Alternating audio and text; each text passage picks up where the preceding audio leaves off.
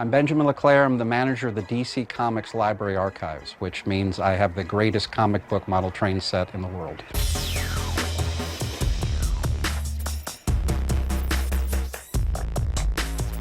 Typical workday really never ends because one of the responsibilities is to try to learn everything and know everything about all of our characters, and that's almost 85 years worth of comics.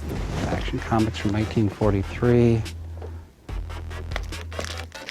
Things like Batman #2.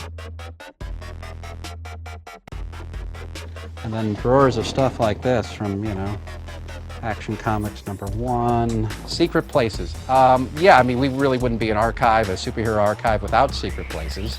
Unfortunately, I wouldn't be able to tell you because then they wouldn't remain secret.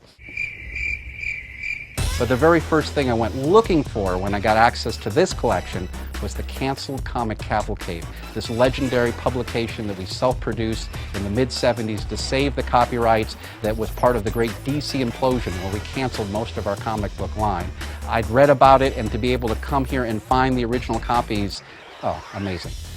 Here are the old original binders. See, they're all spirals. In the oldest days, we really damaged the books. They used to stick spiral holes in them. The original binders had like 30 or 40 holes in them.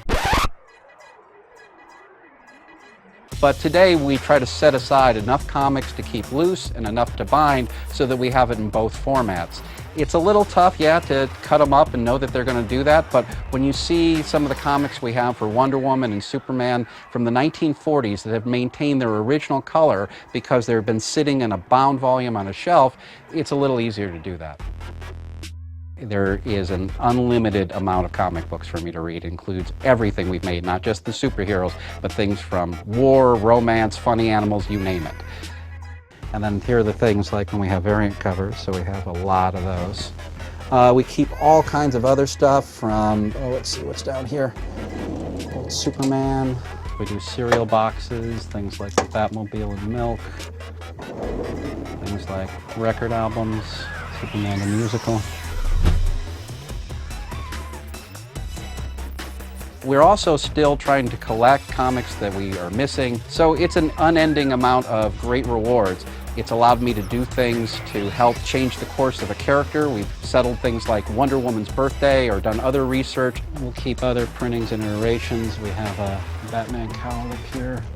Well, I think the first thing 12-year-old me would say, so Major League Baseball, that definitely didn't work out. But after that, he would say, I cannot believe that we get to work for Batman, Wonder Woman, and Superman, which is how I view it today. I mean, I know my bosses think I work for them, but in my heart of hearts, just like when I was 12, I get the idea that I'm working for something that's larger than all of those things.